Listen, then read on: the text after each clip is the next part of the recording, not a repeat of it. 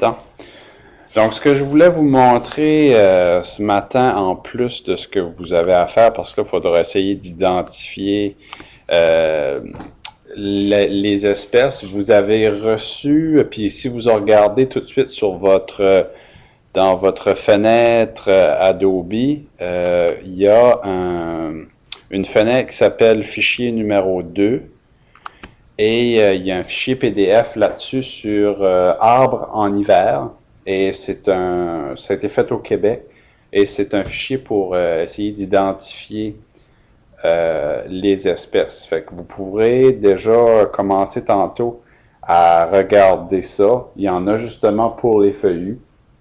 Et vous avez une première page qui est une clé d'identification en différentes étapes. Fait qu'il faut regarder en fin de compte qu'est-ce que les différentes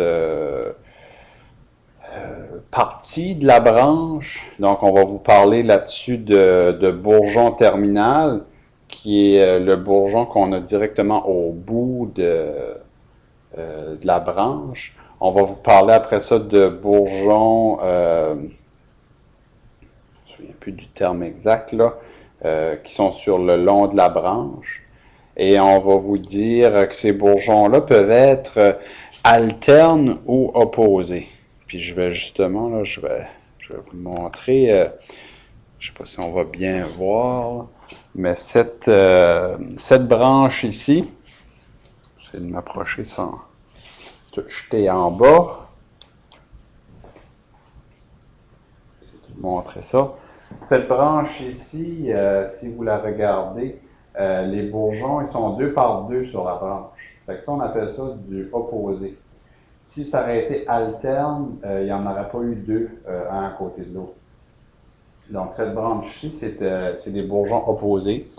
Et vous pouvez aussi en avoir des alternes. Fait que ça, c'est pour les feuillus. Puis, il faudra souvent regarder les écailles, donc le nombre d'écailles qu'il peut avoir sur un bourgeon.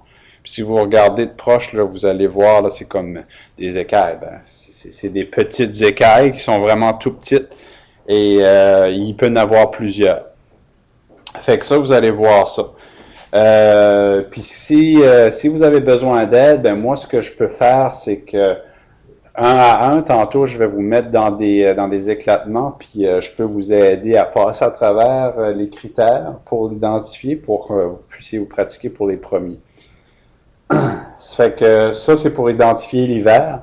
Bien sûr, dans pas longtemps, ben, les bourgeons vont commencer à débourrer ou à ouvrir, on peut appeler ça d'une façon ou d'une autre. Et là, on va avoir les feuilles qui vont sortir, ça va être un autre critère qui va être presque plus facile à identifier. Puis sinon, ben, vous avez les conifères, que c'est le même principe. On peut regarder les bourgeons, mais on en regarde aussi beaucoup les aiguilles, la forme des aiguilles. Juste pour répéter un peu, qu'est-ce qu'on peut faire déjà pour identifier une espèce comme ceci qui est à aiguille unique, pour différencier les sapins des épinettes. Les épinettes, on peut rouler une aiguille entre nos doigts si on en prend une, tandis qu'un sapin, on ne peut pas. Une fois que vous l'avez identifié, c'est à ça que je voulais en venir. Une fois que vous l'avez identifié, je vais vous demander d'avoir du papier journal en main. Et on va faire sécher nos espèces. De un, c'est pour essayer d'aplatir le plus possible notre feuille pour qu'elle soit plus facile à travailler avec. Parce qu'une fois qu'elle va être séchée, ce que je vais vous demander de faire, c'est que je vous ai préparé une image pour faire ceci. Et je vais vous envoyer ce fichier-là. Et ensuite de ça, vous allez pouvoir coller là-dessus votre espèce que vous avez de besoin.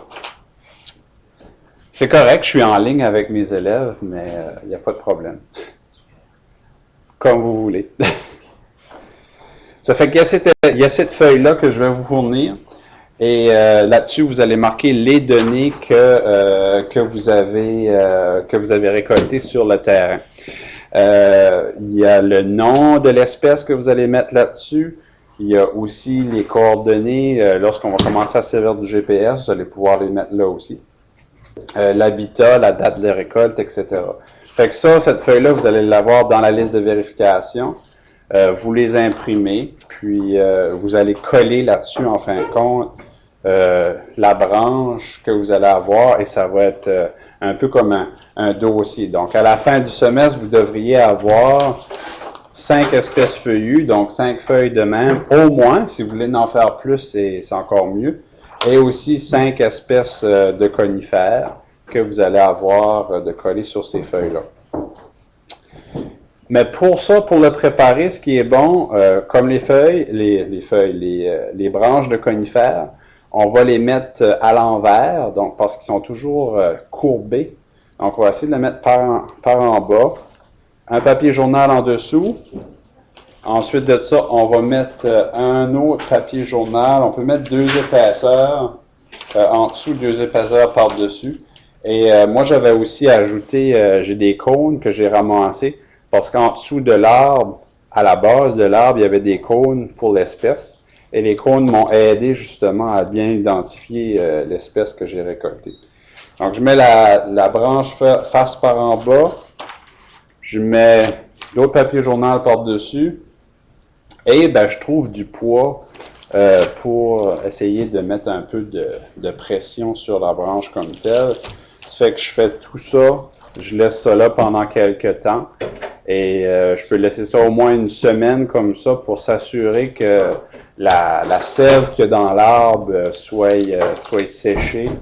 Ça va écraser un petit peu aussi les aiguilles, ce qui va aider un peu à faire notre montage. Fait qu'en gros, c'est ça que je voulais vous montrer avec cette préparation-là. Et vous allez avoir à faire ça pour chacune de vos espèces. Je ne sais pas si vous avez des questions là-dessus.